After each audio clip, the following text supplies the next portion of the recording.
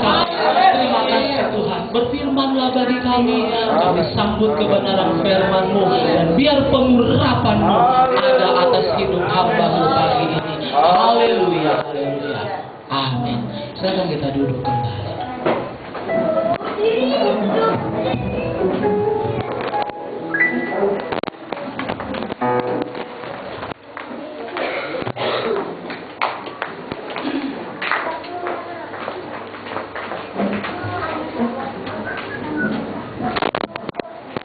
Puji Tuhan, ada haleluya. Kita berada dalam ibadah Paskah pada pagi hari ini. Saudara-saudaraku yang dikasihi oleh Tuhan,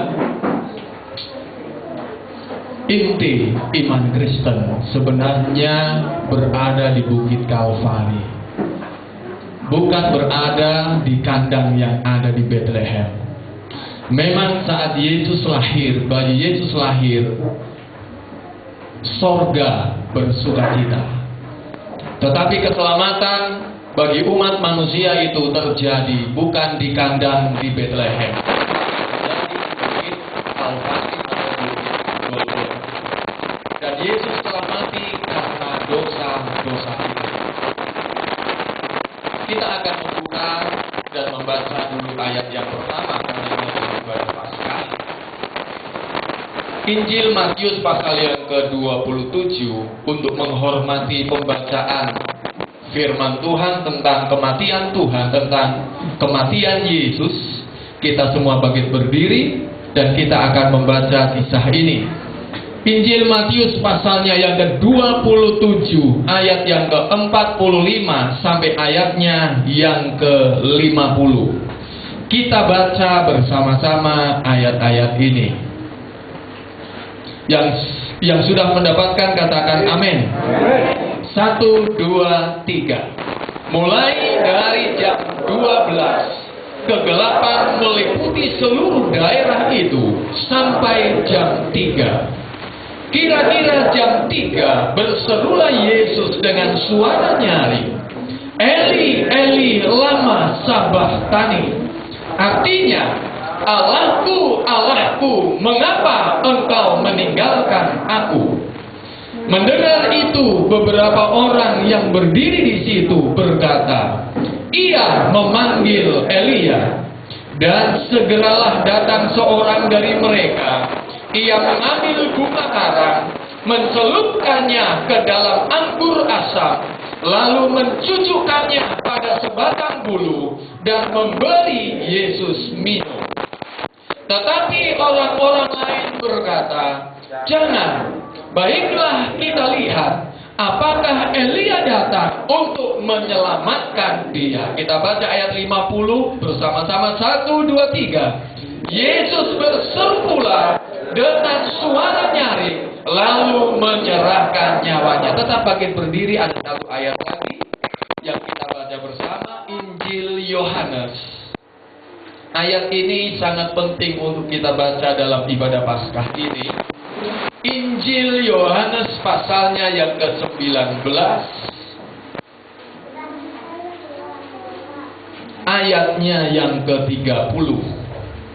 Ada satu kata yang sangat penting sesaat menjelang Yesus menyerahkan nyawanya. Ayat 30 Injil Yohanes pasal 19 kita baca bersama. 2, 3. Sesudah Yesus meminum anggur asam itu, berkatalah ia, sudah selesai. Lalu ia menundukkan kepalanya dan menyerahkan nyawanya. Katakan haleluya. Silakan duduk, Tuhan memberkati. Saudara-saudaraku yang dikasihi oleh Tuhan, Paskah adalah berbicara tentang kisah kematian Yesus secara manusia yang menjadi korban penghapus dosa seluruh umat manusia. Nah, saudaraku, dikisahkan bahwa dalam Injil Matius tadi pasal yang ke-27 di sana dikatakan bahwa pada saat Yesus mati, lalu terjadilah kurang lebih 3 jam sebelum Yesus mati, pada kurang lebih jam 3 sore, mulai jam 12 siang. Saudara, ada banyak ahli Alkitab mempeributkan hari apa Yesus mati. Kebanyakan pendeta-pendeta Pantekosta, mereka punya tafsiran bahwa Yesus mati bukan hari Jumat, tetapi kurang lebih hari Rebu atau hari Kamis. Mengapa? Karena kalau Yesus mati hari Jumat, belum terhitung 3 hari 3 malam hingga pada hari yang pertama, Minggu pagi. Itu alasannya. Tetapi saya pribadi punya keyakinan, punya pandangan, punya analisa, punya tafsiran bahwa memang Yesus mati hari Jumat sore. Mengapa? Karena perhitungan hari itu tidak berdasarkan pada jumlah jam setiap harinya. Hari pertama meskipun itu Jumat sore, tetapi itu sudah terhitung hari Jumat. Meskipun hanya hari Jumat itu terkena beberapa jam. Karena Yesus mati mulai jam 3 sore. Perhitungan hari orang Yahudi adalah patokannya per jam 6 pergantian harinya. Jadi hari pertama adalah hari Jumat, lalu hari yang kedua adalah hari Sabtu, yaitu hari Sabat. Lalu hari yang ketiga, karena Yesus mati dikuburkan itu 3 hari 3 malam baru ia bangkit. Lalu pada Minggu pagi, hari yang pertama itu terhitung itu hari yang ketiga. Saudaraku yang dikasihi oleh Tuhan, ya terlepas dari pertentangan itu, yang paling penting untuk kita ingat bahwa Yesus telah mati. Dan mengapa dia mati? Kita buka ayatnya, 1 Korintus. Mengapa dia mati? 1 Korintus 15 ayatnya yang ketiga.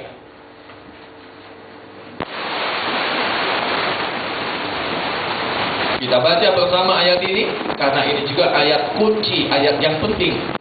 1 Korintus 15 ayat 3. 1, 2, 3.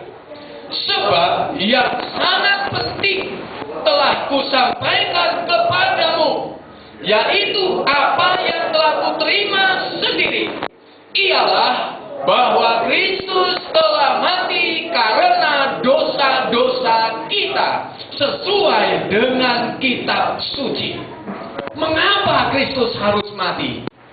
Ayat ini katakan karena saudara punya dosa, karena saya punya dosa, karena umat manusia punya dosa. Itulah sebabnya Yesus harus mati. Mengapa harus mati? Untuk menyelesaikan masalah dosa. Di dalam kuasanya, kalau cuma sebatas hanya ingin menyelamatkan manusia, membawa manusia berdosa masuk surga, kan akal logika kita berpikir bahwa kenapa Yesus harus mati? Kenapa nggak Tuhan langsung berfirman, umat manusia, ya semua masuk surga, sudah beres. Saudara, Allah tidak dapat melanggar hukum dan kebenaran yang Dia telah berikan kepada umat manusia. Mengapa Dia harus mati untuk menyelamatkan kita? Tidak cukupkah hanya sekedar menderita? Tidak cukupkah hanya sekedar dicerca, dipukul, saudaraku, mengeluarkan darah? Tidak cukupkah hanya sekedar memakai mahkota duri? Tidak. Saudaraku, Yesus harus mati agar kita yang mestinya mati karena dosa-dosa kita diselamatkan oleh kematiannya. Mengapa Yesus harus mati? Kita buka ayatnya. Ya, kita membuka dalam Roma pasal 3. Roma pasal 3 saya membaca dalam ayat yang ke-23. Karena semua orang, termasuk saya, Timotius, termasuk saudara, termasuk Pak Akon, termasuk Andri, termasuk semua kita, terhisap di dalamnya, kita semua orang telah berbuat dosa. Seserius apa sih itu dosa? Orang yang tidak mengerti tentang surga, orang yang tidak berpikir tentang Allah, dia akan pandang remeh dosa. Tetapi orang yang berpikir, aku mau jumpa dengan dia, aku mau tinggal di sorga, dia harus, saudaraku yang dikasihi itu, berpikir tentang dosa. Aku berdosa. Firman Tuhan katakan, karena semua orang telah berbuat dosa dan telah kehilangan kemuliaan Allah. Tidak ada satupun yang tidak berdosa. Semua manusia berdosa. Kalau demikian bagaimana? Kita maju sedikit. Roma pasal 6. Roma pasal 6 ayat 23. Roma 6 ayat 23. Sebab upah dosa ialah maut. Jadi Allah telah menggariskan, mulai dari saat Adam Hawa ada di Taman Eden, semua buah dari pohon, buah-buahan yang ada di taman ini, buahnya semuanya boleh kamu makan. Allah menaruh kita di tengah-tengah dunia, nikmati dunia. Ya, nikmati apa yang Tuhan siapkan. Tetapi ada batasannya. Tuhan Allah berfirman, berkata, memberi perintah kepada Adam Hawa, ya, bahwa tetapi satu yang ada di tengah sana, buah pohon pengetahuan yang baik dan yang jahat, itu jangan sekali-kali kau makan. Dari semua segala yang boleh kita makan, nikmati di tengah-tengah dunia, ada batasan-batasan yang Tuhan berikan. Ada yang boleh, banyak yang boleh, tapi juga ada yang tidak boleh. Tetapi manusia pada saat itu ada melanggar perintah Tuhan, ya, tidak memperhatikan perintah Tuhan. Ketika Hawa mulai hatinya terpikat dengan buah yang baik kelihatannya itu, dia mengambilnya, mengulurkan tangannya, dia mengambilnya, dia memakannya, dia memberikannya kepada suaminya, lalu terbukalah mata mereka. Ternyata aku telanjang. Dan Tuhan berfirman sebelumnya, telah berfirman bahwa jikalau engkau makan buah itu, maka pada hari yang sama engkau akan mati. Ada dosa, berarti ada kematian. Ini berlaku untuk semua umat manusia, tidak terkecuali. Semua umat manusia yang berdosa harus mati. Nah, inilah sebabnya, inilah alasannya mengapa Yesus harus hadir, mengapa Yesus harus menderita, mengapa Yesus harus mati. Dia mati untuk dosa-dosa kita, agar dosa-dosa kita dihapuskan.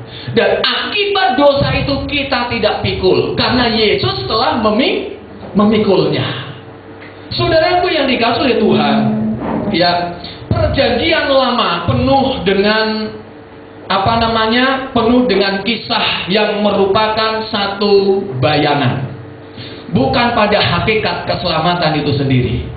Kalau dalam perjanjian lama, Tuhan mengajarkan kepada umat Tuhan bahwa kalau mereka berdosa, ya, mereka mengadakan pendamaian dengan Tuhan, lalu mereka membawa korban.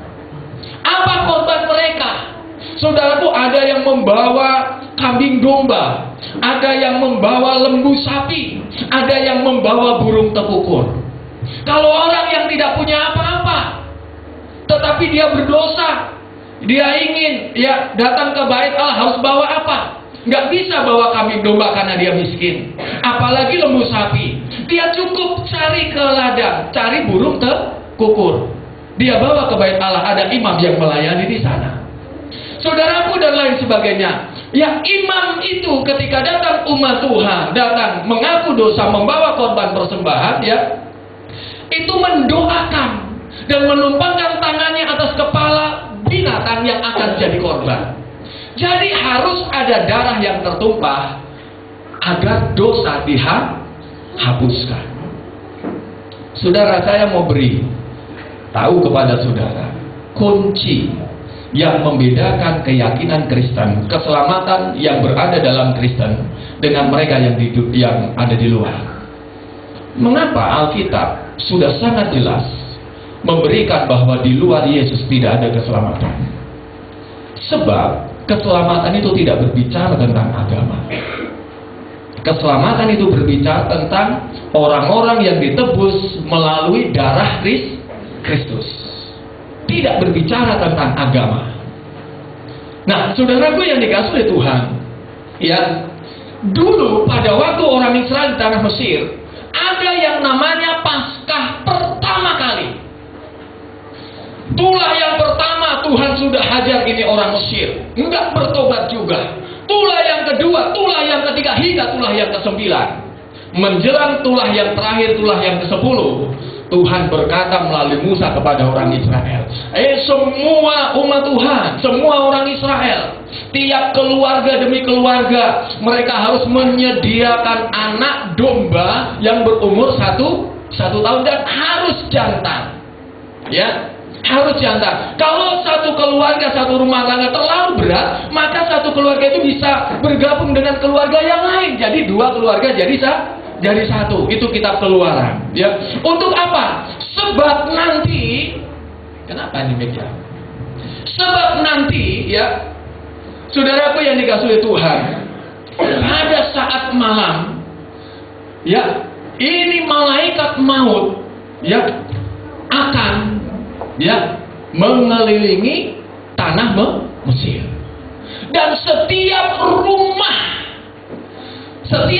di mana ambang pintu rumah atasnya tidak ada tanda darah dari anak domba yang mereka telah sembelih itu, mau orang Mesir, mau orang Israel, pokoknya yang tidak ada tanda darah, anak sulungnya akan mati.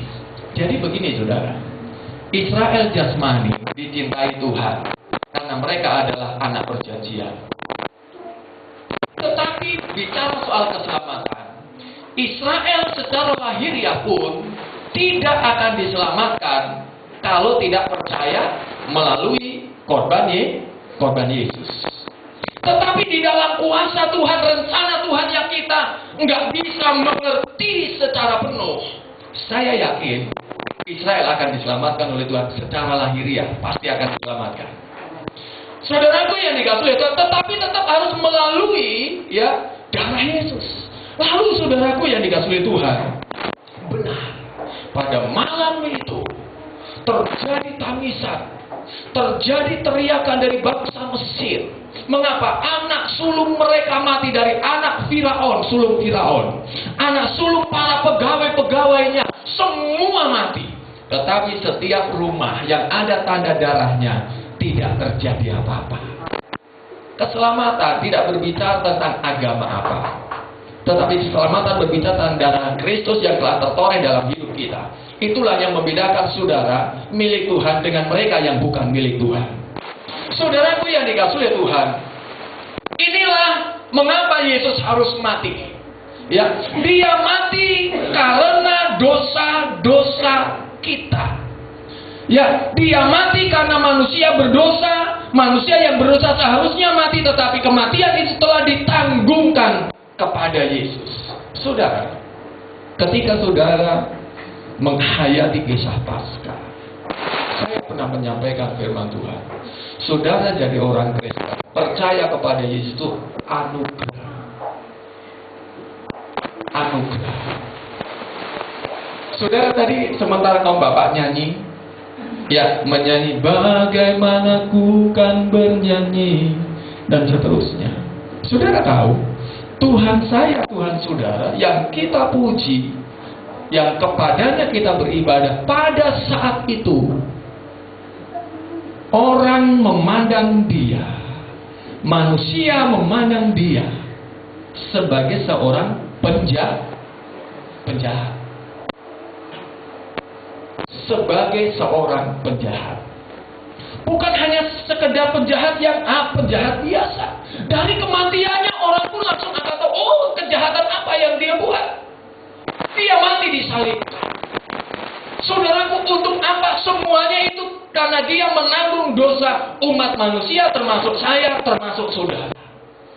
Saudaraku yang terkasih dalam Tuhan, nah, setelah kita nanti di sorga itu juga hanya berbicara tentang mereka-mereka yang sudah ditebus oleh darah Kristus.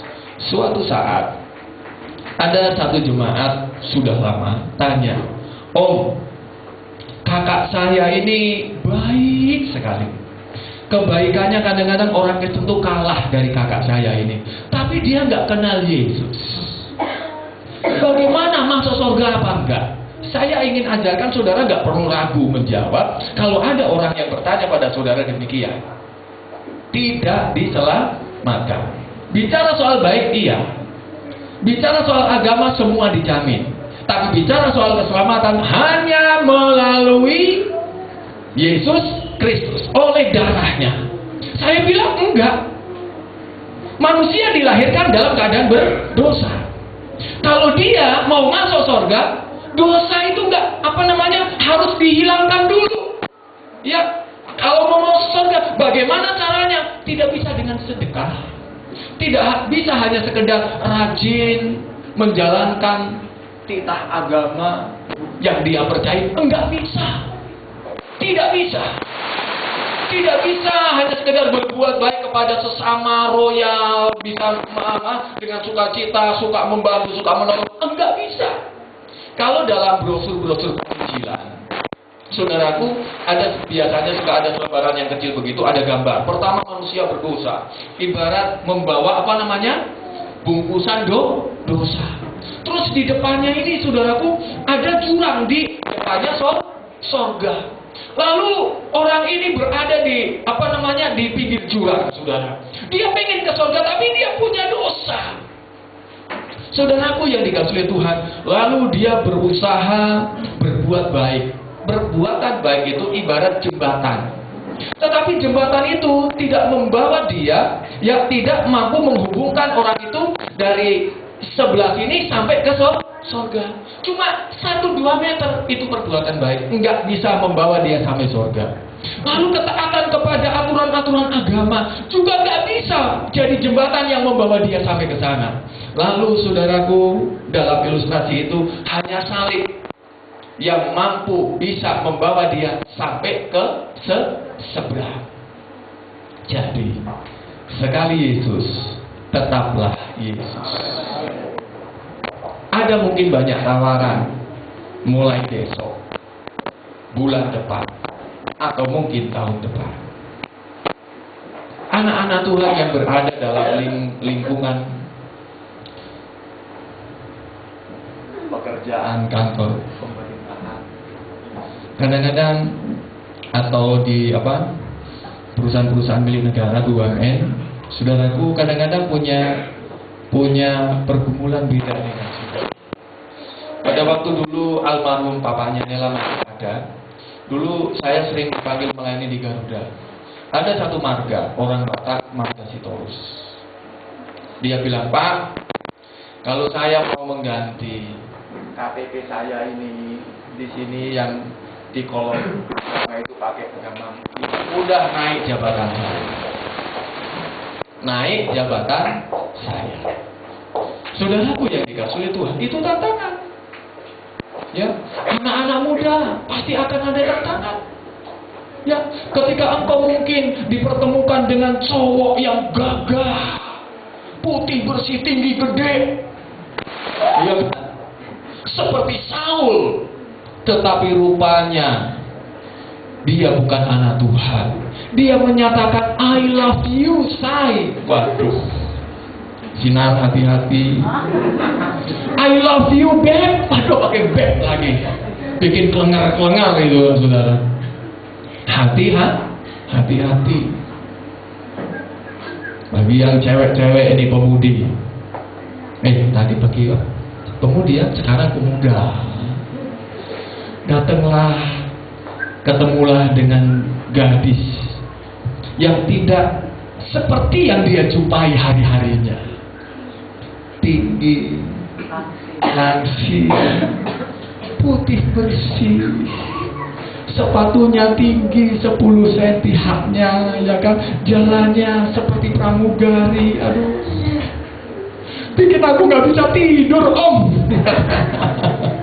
Ya udah SMS, kalau jadi kalau nggak ya udah berserah sama Tuhan, kan gitu. Saudaraku, tetapi kalau dia tidak dalam Tuhan, hati-hati. Jangan karena dia engkau jual imanmu. Keselamatan sekali, ya, hanya dalam Yesus kita ada keselamatan. Saudara, bukan 1-2 orang yang telah menjual keselamatan demi sesuatu. Bukan cuma 1-2 orang. Pada zamannya Pak Harto itu dulu ada menteri yang gonta-ganti agama, ya kan, sudah tahun ini di sana, tahun ini balik lagi ke sini, nanti balik lagi ke sana. Saudaraku yang dikasih oleh Tuhan, Yesus telah mati bagi kita. Tadi ada nyanyi pujian kita. Saudaraku, pujiannya katakan di sana bahwa bukan dengan barang fana Tuhan membayar dosa kita, tetapi dengan darah yang mahal, tiada noda dan celah. Katakan amin, saudara. Bukan juga dengan emas perak Tuhan menebus kita.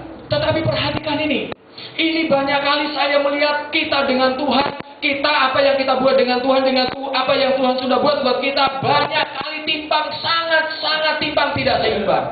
Tuhan telah menebus kita oleh segenap kasih, ya, dan segenap hati, sungguh-sungguh total dia berkorban untuk kita. Saudara, meskipun Yesus di puncak penderitaannya dia disalib, tetapi ketika dia melihat umat manusia yang ada di pelupuk matanya, seluruh umat manusia ada di hadapannya, saya rasa di tengah-tengah penderitaannya hatinya tersenyum. Karena sebentar lagi umat manusia yang berdosa, yang mereka tidak bisa menyelamatkan diri mereka masing-masing untuk sampai ke surga, tetapi oleh pengorbanannya yang dengan segenap kasih itu, umat manusia yang percaya kepadanya akan diselamatkan. Saudaraku yang dikasihi oleh Tuhan, Tuhan berkorban, berbuat untuk saudara total dan dengan segenap hati. Lalu kita nyanyi. Sebenarnya ada satu lagu yang sungguh berat, meskipun saudara nyanyinya dengan sukacita, dengan goyang kiri, dengan goyang kanan. Dari semua jemaat yang hadir termasuk saya, saudara, kita dengan mudah bernyanyi suka-sukamu Tuhan dengan tersenyum. Suka-sukamu Tuhan dengan hati yang penuh gembira. Saudaraku yang dikasihi, saudara tahu nggak nyanyi ungkapan kalimat yang demikian? Kalau saudara jadi Abraham bisa nyanyi suka-sukamu Tuhan. Ketika Tuhan minta anaknya, suka-sukamu Tuhan, aku kasih anakku karena engkau minta itu. Suka-sukamu Tuhan. Suka-sukamu Tuhan. Banyak kali kita ini, saudaraku, dari hal yang kecil, yang sepele, hingga yang menurut kita hal yang penting, kadang-kadang kita banyak protes, banyak berontak sama Tuhan. Saudara, ada di bawahnya tadi Gaby, saya sudah tulis tema Paskah kita ini, saudara. Saya ambil ini temanya ini, dosamu sudah diampuni. Haleluya. Ini terambil dari kisah seorang yang lumpuh, ya, seorang yang lumpuh, yang dibawa kepada Yesus dalam Injil Lukas pasal yang ke-5, karena saat itu, ya, di rumah di mana Yesus ada melayani penuh dengan orang, lalu orang-orang yang mengusung orang yang lumpuh ini naik ke atas atau rumah, bongkar itu atap rumah, lalu menurunkan orang yang sakit lumpuh itu di depan Yesus. Lalu ketika Yesus melihat iman mereka, Yesus katakan, anakku, saudara, dosamu sudah diampuni. Dosa saudara, dosa saya sudah Yesus ampuni. Tetapi saya sambung kalimat ini dengan satu peristiwa yang Yesus katakan kepada seorang wanita. pergilah dan jangan berbuat dosa lagi. Saudara ingat? Ini kalimat Yesus, ucapan Yesus yang yang dikatakan kepada seorang wanita yang kedapatan berbuat zina. Yesus nggak kompromi dengan dosa. Yesus bukan berarti pandang sepele dosa, enggak. Bukannya Yesus berarti nggak apa-apa, bukan. Yesus katakan kepada perempuan yang kedapatan berbuat zina itu, Yohanes pasal 8, ya. Di sana Yesus katakan kepada dia, pergilah dan jangan berbuat dosa lagi. Saudara yang masih ada dosa yang saudara tahu, saudara masih pertahankan sampai hari ini, sampai detik ini, Tuhan mengampunimu kalau engkau mengaku di hadapan Tuhan. Tetapi saat ini juga dia juga berkata hal yang sama seperti yang dia katakan kepada wanita itu. Pergilah, pulanglah, dan Tuhan beri kesempatan dan jangan berbuat dosa lagi. Sidang jemaat sekalian, kita buka ayat yang terakhir dalam Wahyu pasalnya yang ke-7. Tadi saya katakan yang di sorga hanya orang-orang yang ditebus oleh darah Kristus. Iya, tidak ada yang lain. Hanya orang-orang yang ditebus oleh darah Kristus. Semua bangkit berdiri, kita akan baca bersama-sama ayat ini. Wahyu pasal yang ke-7 ayat 9. Kita baca bersama. Kita baca dengan judulnya, judul perikopnya. Wahyu 7 ayat 9. Mulai kita baca dengan judulnya. 1, 2, 3. Orang banyak yang tidak terhitung banyaknya. Kemudian daripada itu, aku melihat sesungguhnya suatu kumpulan besar orang banyak yang tidak dapat terhitung banyaknya, dari segala bangsa dan suku dan kaum dan bahasa, berdiri di hadapan tahta dan di hadapan Anak Domba, memakai jubah putih dan memegang daun-daun palem di tangan mereka. Lalu kita baca ayat 13 dan seterusnya. 1, 2, 3. Dan seorang dari antara tua-tua itu berkata kepadaku, siapakah mereka yang memakai jubah putih itu? Dan dari manakah mereka datang? Maka kataku kepadanya, Tuanku, Tuhan mengetahuinya. Lalu ia berkata kepadaku, mereka ini adalah orang-orang yang keluar dari kesusahan